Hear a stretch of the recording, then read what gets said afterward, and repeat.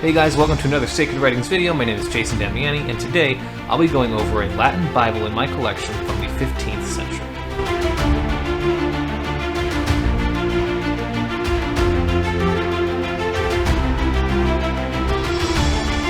So the Bible that I have in my collection here was printed in the year 1479. And that's a pretty early edition of a printed Bible.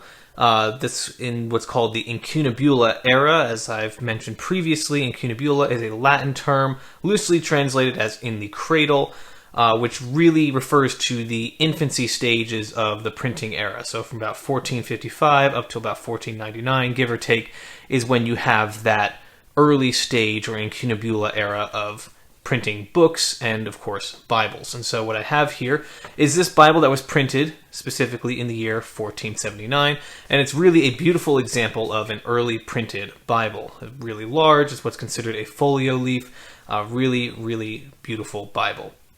Now, as I always do, I do find it helpful to go over the specific passage that the item in my collection goes over. Some people collect full Bibles, but that can be very, very expensive. And so I collect individual leaves primarily, although I do have some complete Bibles in my collection that are very old.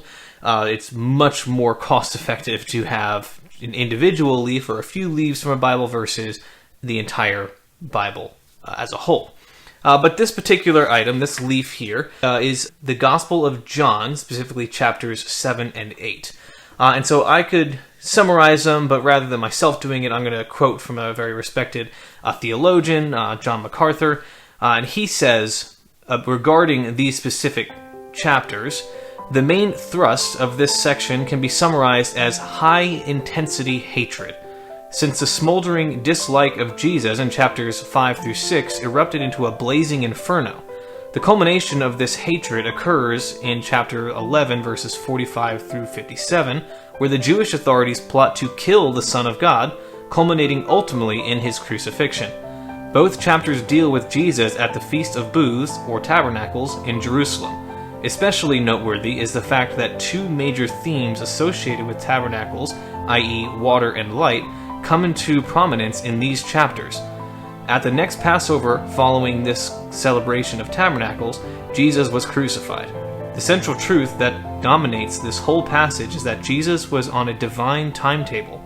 His life was not random, but operated according to God's sovereign and perfect timing and direction. So there is a really good synopsis of what those two chapters go over, a very integral part of Christ's earthly ministry. Of course, ultimately for his divine plan and purpose, as it folds or fits into God's overarching plan for the human race. And so a really amazing two chapters there. Highly encourage and recommend you read those chapters for yourself, get the full context, get all the details that way. But definitely something that is truly amazing, and chapters that I'm very happy to have on this particular leaf. Some people are pretty particular when they come to collecting and what specific passage it is. However, I myself am not super picky. The only thing that I'm really picky about is that the particular leaf is from one of the 66 books of the Bible, not necessarily an apocryphal writing. I do have a few of those, but they're not my favorite. So when I have apocryphal writings, usually it's for a much rarer manuscript or Bible leaf that is otherwise very difficult to obtain. Now, as far as any details or information about this specific leaf, this particular one, as I mentioned, is a folio Bible, so it's rather large, measuring 13 inches tall by 9 inches wide, and is 543 years old. It has two beautiful handwritten initials on each section here, really each chapter beginning. So you got this small blue one here, and then this red one up here. Really stunning examples of those handwritten illuminated initials that would have had to go into these Bibles. As you may be aware, the Bibles from this time period, or all books for that matter, could not be printed in color. They usually just used black ink, and so any of these colored initials that you see on any book, or whether that's the Bible or any other incunabula book, would have had to have been done by hand. So really, really amazing to see all of that work and detail that went into producing these beautiful pieces of history. Now, who printed this particular Bible? We know it's an early printed Bible, so who printed it? Well, this particular one was printed by a man named Nicholas Jenson. He was born in the year 1420 in Samovar, France, and died in the year 1480 in Rome, Italy. He was a publisher and printer who developed the first Roman-style typeface, which is a really integral and important part of printing history. He also acted as a master at the French Royal Mint at Tours. And in 1458, he went to Mainz, Germany to study under the infamous printer Johannes Gutenberg.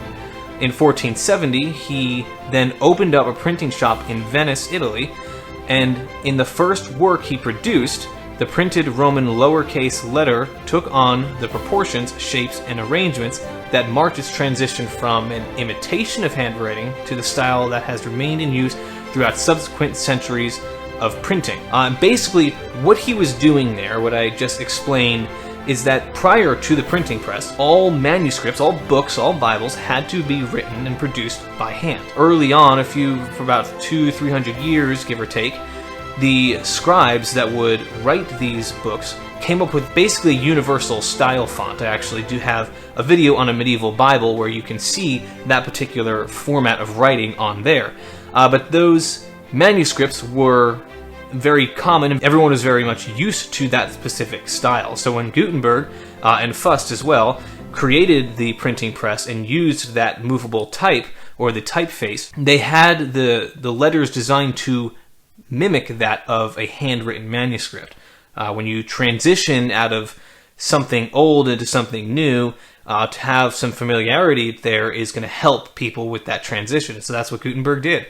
He created these font letters that looked very much like those earlier manuscripts.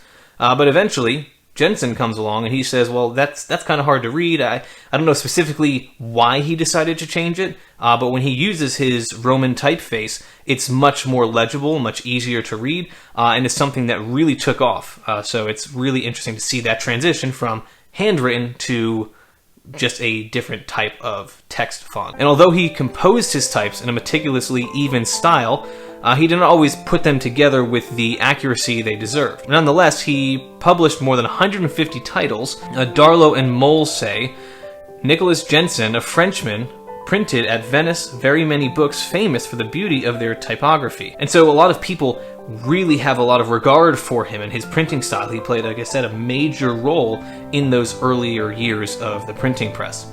Now, where was this particular Bible printed? So we know, okay, it was printed by Nicholas Jenson. He was a very important figure in the incunabula era, but where was this particular Bible printed? This would have been printed in Venice, Italy, which is rarer from the leaves that I see for sale, or even what I have in my collection. I believe this is just one of two different types of leaves that I have that were printed in Italy, so that's really interesting for sure. The leaf is from the second edition of Jenson's Latin Bible, and only the fourth Bible printed in Italy, or specifically Venice. So this is an extremely early printed leaf. The text is finally executed in 2 columns here, comprised of 51 lines per the column, or to the column. So you have 102 lines total each side of the leaf, or for each page. And it's really, really a beautiful example there. And even though some people say that he wasn't as meticulous or detailed as he could have been, this is actually a really fine example of an early printed leaf. Some of the leaves that I went through earlier, the 1485 Anton Koberger Bible, which I did a video on, when you look at those leaves, you can actually see the font or the woodcut images are a little bit cut off or tilted, and so it's not as neat or detailed as it could be. Whereas this one here is in really, really good shape and condition and presents itself in a very nice way. But Jenson is an important figure in the early history of the printing press and a pivotal force in the emergence of Venice as one of the first great centers for the printing press. So really, really amazing to see all the stuff that went on in that time to make these Bibles and to put them together and to produce these things. And so Jenson did play a major role in that Venice was a central hub for printing. Now, what kind of materials were used for this particular leaf? As is common for most Bibles or most books in that era, it would be cotton rag paper, so a really thick, durable paper. One of my favorites to collect. I really do love it. Of course, if you wanted to do this, if you wanted to add an item to your collection, I always think it's helpful to show people how I got it, to tell you guys about it. And so this particular leaf was actually gifted to me by a dear friend of mine. His name is Gene Albert. He just opened a museum a little over a year ago in Pigeon Forge, Tennessee. It's a beautiful museum. It's dedicated to the Bible. And so the history of the Bible, he's one of the people that I sought out after I started getting into this collecting. I was really enjoying adding items to my collection, getting different Bibles and manuscripts and things like that. And so I heard of him, and so I reached out to him. I said, hey, can I come over to your shop and look at your collection, see what you have? So he said, yeah, sure, come over around this time. So my wife and I went. He showed us around his collection. He's been collecting for over 30 years, has millions of dollars worth of Bibles, so really, really awesome stuff. And he, towards the end of his tour, walking us through, he took us to his back room area, and he was showing us these leaves. He said, hey, check these out, and some different items he had. And he took this leaf out, and he handed it to me and said, hey, have you seen this? And I was like, no, that's really cool. And he said, keep it, it's yours. And I was like, are you kidding me? That's awesome. And so I was blown away, absolutely love it. Really, really sentimental to me. So I really enjoy it for that aspect of it. But yeah, he was very generous to give me this leaf. This is actually the only item in my collection that I have not paid for. Everything else I've either worked for or paid for, primarily paying for them. But if you were to buy one of these leaves, if you were to add it to your collection, how much would you expect to pay? There's actually a very wide range of cost for these types of leaves. Really anywhere from $200 for a leaf upwards to $1,200 for a leaf. Now I know that's a big jump, that's a big gap between the two, but there's a reason for it. Primarily three, at least from what I've been able to observe. The first is the type of passage it is, whether or not it's an illuminated leaf or has really stunning images on it, and then the condition. The condition always plays a role in it. So there's some, this one again does have these handwritten initials on there, but there's other leaves from Jenson's Bibles that have really intricate initials on there or better illuminations that will add a lot more value. So ones that have those are going to be closer to that $1,200 range. The condition of this leaf, I would put it in the very good to excellent condition for its age. And then the specific passage. A lot of times, as I mentioned earlier in the video, people are particular about the passage that they use. For example, Genesis 1:1 is a really common, desirable passage people usually like to collect. And then you have John 3:16. So I have here the Gospel of John. If this was from John 3:16, that is far more desirable and would add more value to the specific leaf. Again, I'm not super picky about that, but some people are, but that will add value to it as well. So if you have something that has a really beautiful illumination on it, and then it has a desirable passage, and it's in really great shape, you're probably going to be closer to that $1,200 mark for it. Now, if you were to try and buy the whole Bible, the whole 1479 Jenson Bible online, how much would that cost you? How much can you expect to spend on something like that? There's one that I found for sale online listed at $32,000. And as I also mentioned earlier, that's one of the main reasons I collect individual leaves, because I don't have $32,000 to just throw away on an individual Bible. Again, really, really expensive hobby, even doing it just with the leaves, but nowhere near trying to collect the entire Bible. So there's a lot of beautiful things about this Bible, a lot of things that make it really valuable. I absolutely love it. It can be very expensive. Again, this one is very sentimental to me. I really enjoy it. I love the story behind it, the fact that it was gifted to me really early on in my collecting journey. So I love it. I love everything about it. I love collecting them, and I have no intention of selling this particular leaf. Thank you guys so much for checking this video out. Be sure, of course, to stick around for those close-up shots of this leaf so you can see it in better detail. And if you haven't done so, of course, subscribe to the channel, like it, and share the video. And I'll see you guys in the next one.